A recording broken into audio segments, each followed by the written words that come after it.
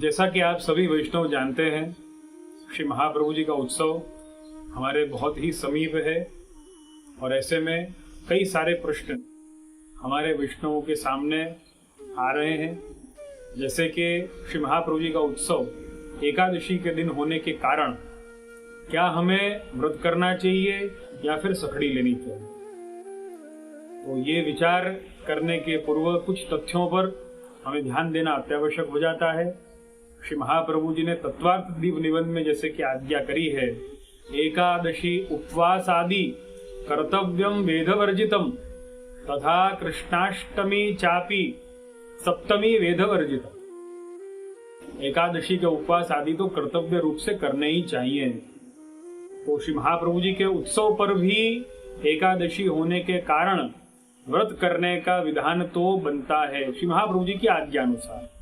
लेकिन हमारे मन में यदि ये भावना है कि प्रभु उत्सव की सखड़ी अरोग रहे हैं, तब फिर एकादशी व्रत करना योग्य है या नहीं है, इस पर विचार करें तो एक वस्तु को जरूर याद रखना चाहिए। जैसे कि जन्माष्टमी के दिन भी जयंती व्रत होने के कारण, प्रभु का प्रागट्य उत्सव होने के कारण हम व्रत करते हैं, लेकिन हमारे आनंद में कोई कमी नहीं आती है, बल्कि हमें कर्तव्य रूप से उस दिन व्रत करना है, ऐसी आज्ञा मिलती है। तब फिर महाप्रभु जी के उत्सव के दिन व्रत करने से क्या हमारे आनंद में कमी आएगी?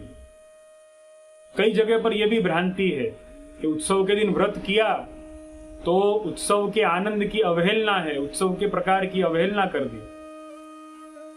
अगर ये बात भी मन में है तो हमें जन्माष्टमी के प्रकार को याद रखना चाहिए। बल्कि हमारा सनातन शास्त्र तो ये समझाता है कि व्रत में भगवत सानिध्य ज्यादा जीव प्राप्त कर सकता है। महाप्रभु जी के उत्सव का आनंद यदि व्रत करते हैं तो हम विशेष रूप से ले सकते, उसमें कोई आपत्ति की बात नहीं है। भोजन के पश्चात तो और शरीर में आलस्य का संचार हो जाता है। हमारे सनातन शास्त्र में तो किसी भी यज्ञ की दीक्षा लेने के पश्चात व्रत करने के विधान है। विवाह संस्कार में भी कन्यादान के पूर्व व्रत करने के विधान है, कन्यादान के पश्चात ही भोजन किया जाता है। ये सारे विधान हमें प्राप्त होते हैं। तो व्रत करने से न तो आनंद का संचार कम होता है, न तो कोई कर्तव्य में बाधा उत्पन्न होती है, ये निश्चित हो गया। अब आती है बात कि हमें सखड़ी लेनी हो तो क्या हमें उत्सव की सखड़ी नहीं लेनी चाहिए? अगर ये विचार मन में आता है तो इस तथ्य पर अवश्य ध्यान दें कि यदि आप अपने सेव्य प्रभु को गुरु की आज्ञा से सखड़ी भोग धराते हैं तो महाप्रभु जी के उत्सव पर श्री प्रभु को भोग धराए पश्चात किंचित अधरामृत रूप से ग्रहण करने में कोई आपत्ति नहीं होनी चाहिए।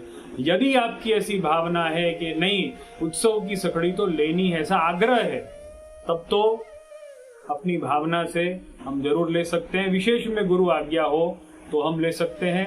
एक दूसरी बात पर भी अवश्य ध्यान दें कि अधरामृत लेने की भावना हो तो अधरामृत तो हम दूधगर का भी ले सकते हैं, और सखड़ी हम एक दिन पश्चात द्वादशी के दिन भी ग्रहण कर सकते हैं। आजकल तो स्टोर करने के कई साधन भी उपलब्ध है। और एक प्रसंग भी इस संदर्भ में हमें प्राप्त होता है।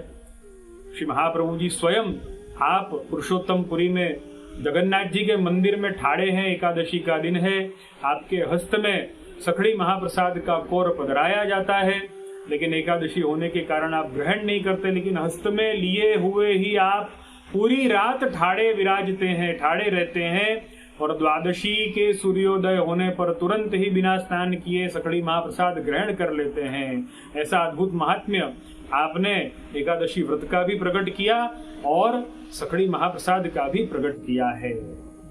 तो हमें किन बातों का ध्यान रखना है महाप्रभु जी के उत्सव पर व्रत के संदर्भ में या सखड़ी लेने के संदर्भ में? तो पहला कि यदि हम व्रत करना चाहते हैं तो कोई आपत्ति की बात नहीं है, दूधघर अधरामृत भी लेकर के और व्रत किया जा सकता है।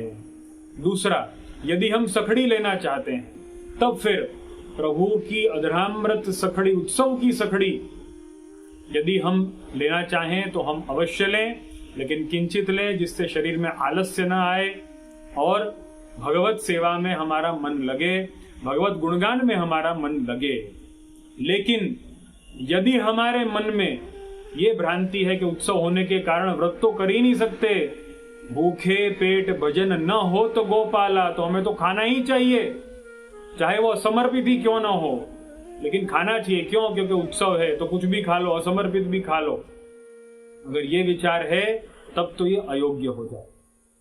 विष्णुओं, आप सभी सुज्ञ जनों से ये आग्रह करता हूं कि अपने स्वविवेक का उपयोग करें, विशेष में गुरु की आज्ञा लें, उत्सव का खूब आनंद लें।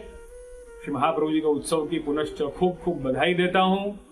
अपने हृदय की प्रसन्नता पूर्वक शुभकामना एवं शुभाशीष देता हूं। बुद्धि प्रेरक कृष्णस्य पाद पद्मं प्रसीदतु। श्री कृष्णार्पणमस्तु। तथास्तु।